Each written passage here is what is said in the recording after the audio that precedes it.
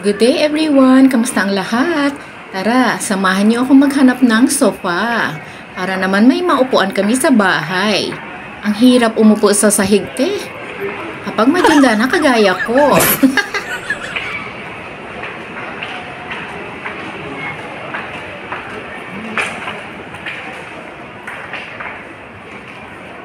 At ito nga ang napili ng anak ko. So ito ang bibilihin namin. Perfect size ito sa maliit naming living room.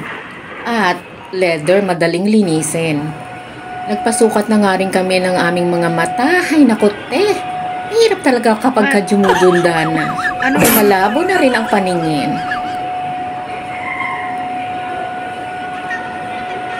Patingin? Okay, good.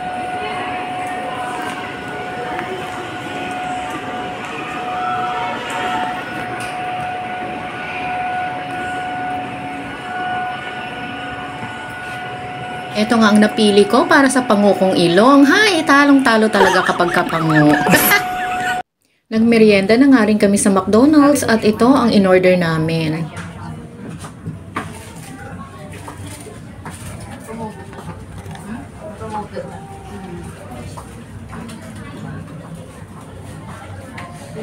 At naggrocery na naman nga ako, te.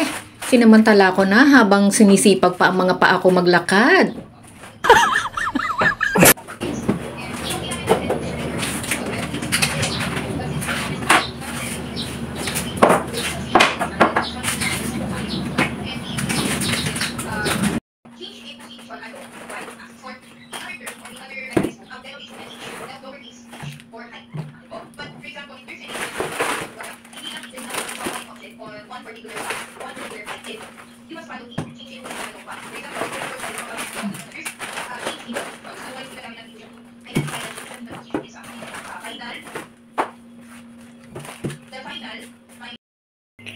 At ayan guys, nag-grocery na naman nga ako. Bumili ako nitong samyang, ramen, at nagki-crave ang anak ko kagabi pa. Galing kasi kami sa labas. Gusto niyang dumaan sa Korean store. Nag-McDonald's na lang kami dahil gabi na. At liver spread, ilalagay ko to sa spaghetti ko. Bumili na rin ng chicken luncheon meat. Ayaw ng anak ko actually ng spam. O ano, favorite ko naman yun. Kaya ito na lang binili ko, chicken. Para makakain siya, matry niya. Ito, Indomie, instant noodles. Favorite namin to. Tapos, ayan yung mga drinks niya. Yogurt drink. Nawiwili siya dito. Dapat para sa akin to, para sa mga wrinkles ko. Kaso, mahal. Kaya para na lang sa kanya yan. Ito, bumibili din ako nito. Cultured milk. Parang Yakult siya. Parang ganoon. Lactobacilli. Drink. Yeah. Kaso, ayan. Minsan Yakult, minsan mga ganyan. Para matikman niya yung iba't ibang brand. At ito, soy milk. May bagong flavor sila, cafe latte. Matagal na siguro yan, ngayon ko lang napansin. Mga pang snacks niya. Palagi akong may skyflakes o mga ganyan. May mga crackers o cupcakes. Kasi malayo kami sa palengke. Kaya or sa convenience store. Although, sa labas ng gate, nandiyan na yung convenience store. Pero, tinatamad ako maglakad, Nakakapagod, malayo talaga lakarin. So, iyan, bagong product ng Alfamart to. So, pinasusubo ko sa kanya, masarap daw. Though, pricey, pero masarap daw. Ayan. So, ito, para lang to sa akin. Ayaw niya ng matamis. Pagka gusto ko lang, pag mainit. At hindi mawawala itong Knorr cubes, chicken bouillon, beef. Minsan lang ako bumili ng pork. Ito yung madalas kong gamitin talaga, chicken. At ang aming chicken breading, pag pa-fried chicken, at sugar. Ito, pang stock. Ito, pang buffalo namin. Sabi ng asawa ko kasi, Kailangan daw hot sauce lang at saka Worcestershire sauce yung ilalagay sa buffalo. Ay ako ketchup ginagamit ko. At ang kanyang favorite na ketchup. Ako kasi, eto okay na sa akin. Banana ketchup. Siya gusto niya tomato. Zonrox. Kaakibat ng mga nanay sa paglaban ng uniform ng mga anak. Di ba? True. Tissue paper. Oil. Ayan, pancake pang breakfast. Pang breakfast niya, cereals. And then, fresh milk. At bumili na rin ako. Doon ako actually bumibili sa Alphamart ng chicken. Kasi fresh. I mean, hindi siya, sa palengke kasi, di ba maghapon na minsan may amoy na. So, dito, although frozen siya, pagka na-tow na siya, maganda yung niya. Talagang, hindi siya, tawag nito? Yung old stock. Oo, basta, sariwa pa rin siya pagka, mo, iba kaysa dun sa palengke, na nilalangaw, mas actually siya, no? Mas safe. Ang dami kong sinasabi. So, kahapon, nag-grocery din ako. Ngayon, nag-grocery na naman ako, te. Ay, nako. Wala magawa sa buhay. Gusto ko kasi, minsan kasi, tamad na tamad talaga ako lumabas ng bahay. Lalo na pag nakawakan ko ang laptop ko. Ay, nako. Hindi mo na ako mapapaalis dyan. Kaya, sinasamantala ko, kapag sinisipag ako, nag-grocery na rin ako paunti-unti. Kasi naman, yun lang ang kaya ko. Kaya kong bilhin. Ang paunti-unti. So, ayan nga. Ayan today yung mga napamili ko.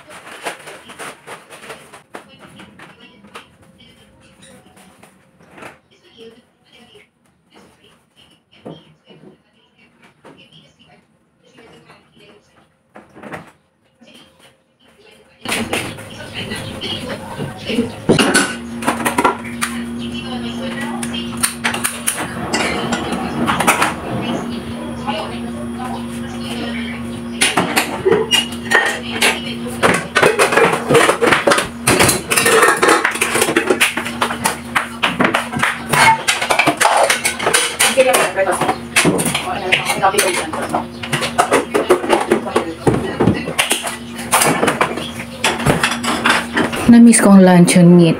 Kaya ito ang aking lunch.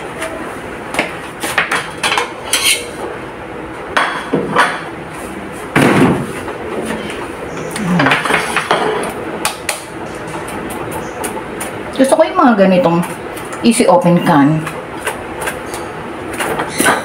Nainis ako nung kailangan ko pa ng abridor para buksan yung dilata.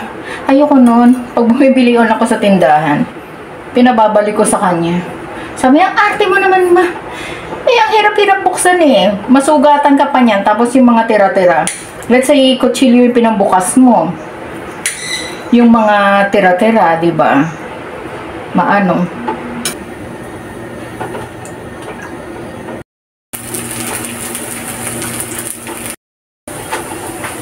So, ito guys, yung aking lunch today. Chicken luncheon meat. Na-miss ko. Nung isang araw pa ako nag-crave dito. Bibili sana ako ng Korean luncheon meat online. Walang laman yung Gcash ko. Kaya kanina, bumili ako sa Alfamart. Ayan. Konti lang yun nilalagay kong oil dyan. Kasi mataba yan eh. Lalabas yung oil niya ng kusa. Guys, magla-lunch na tayo. So, ito yung aking ulam. Na-miss ko to eh. Gulo yung aking table. Pagkakain ako kasi dito ako nag-work. Mainit kasi sa kwarto ko. Kaya dito ako nag-work. Maria Santissima. Ang gulo. At nanonood habang kumakain.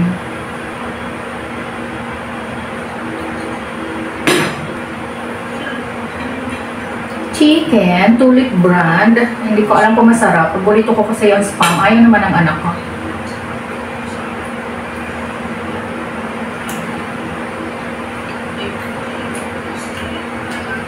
Okay lang. First time ko yatang kumain ng brand ng Tulip.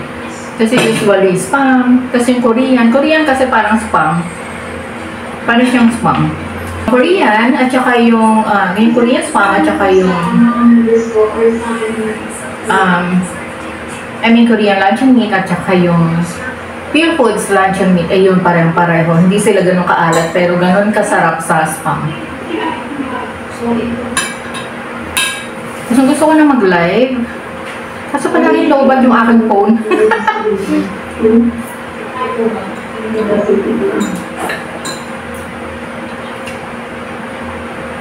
Try ko bukas. Since online yung anak ko maingay, pinasasara ko ngayong kwarto niya. Ang ingay kasi. Bukas on-site siya. So baka pwede ako mag-live.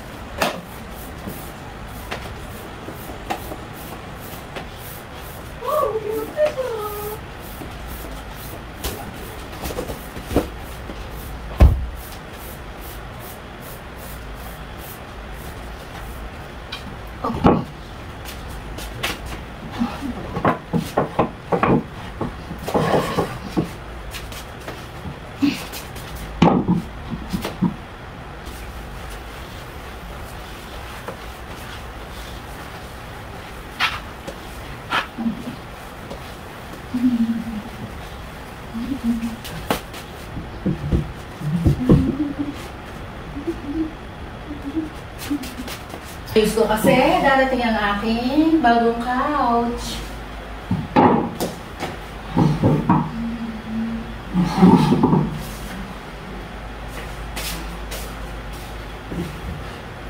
Bigat. Nagbubukat. Sira na. Bumili ko pa to sa Baguio.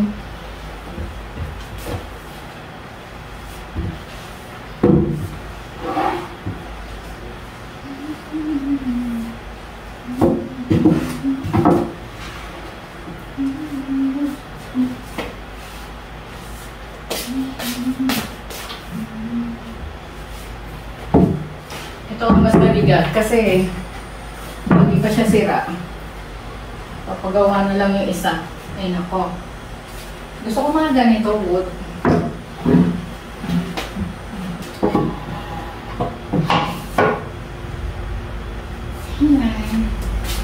Waiting for the new couch. Naglipat kami dito kaya nag-uunti-unti ng gamit. Dahil dun sa dati namin tinitirhan, ang liit, walang space. So meron lang akong double deck. Ang mesa ko ang liit, tapos isang chair. Tapos study table ng anak ko maliit. So yun lang yung gamit namin. Kasi ganito lang kalaki yun eh, itong buong sala ko. Mas malaki pa actually itong buong sala ko kung tutuusin. Oo, doon. Kaya wala talagang malagyan ng Tapos siya, may freezer, may ref. Yung washing machine nga nasira. So, nung nasira yung washing machine, nagkaroon ako ng freezer, may napaglagyan ako dun sa lalagyan ng washing machine. So ito, since may space na, pwede na uling bumili ng gamit, unti-unti. Kasi wala naman akong pambili, guys.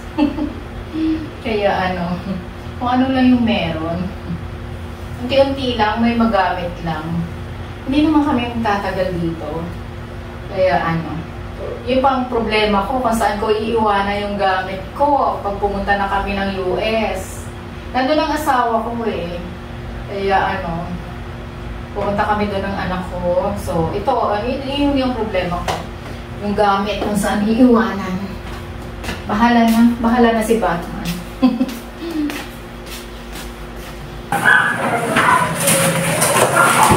Paano patagilid?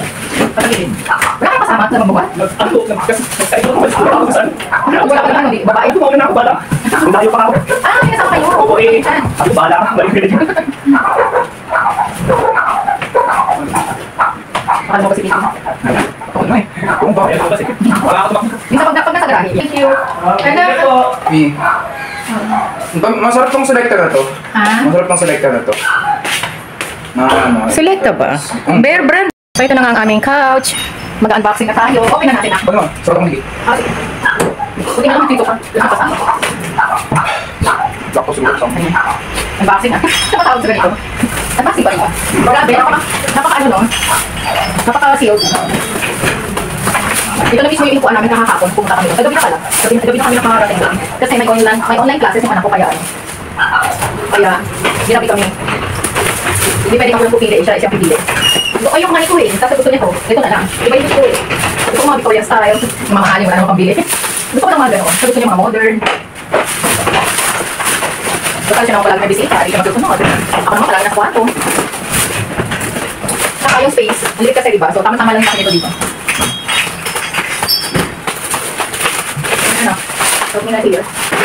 Sige lang to. Center. Ayoko ng fabric kasi naman hirap na tanggalin. Tapos babago yung kasi tutulugan, upuan, makakawis, may iwan sa fabric, babago yung sofa. Leather, punasan mo na lang, diba?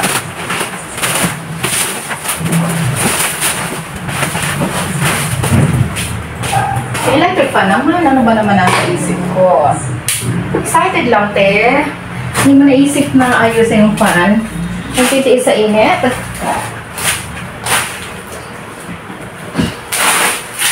Yeah, excited actually. Kasi after so many years, ngayon lang ulit magkakaroon ng couch.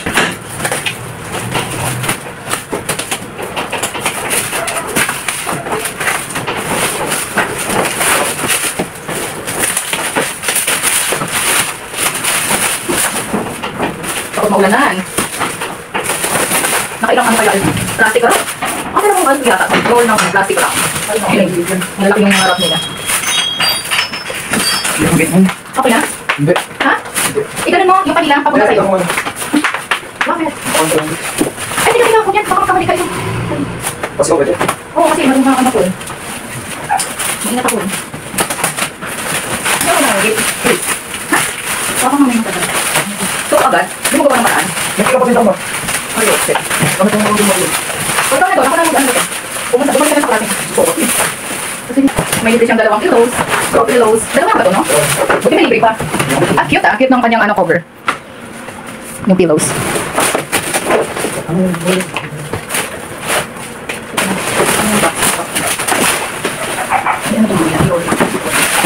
Ang matutok mo ah. Okay.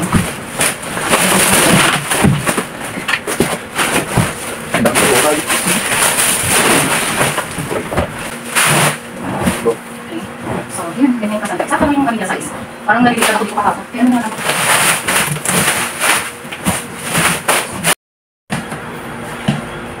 So, yan. Tama lang, no? Buti nga, hindi mo pinalik isa eh.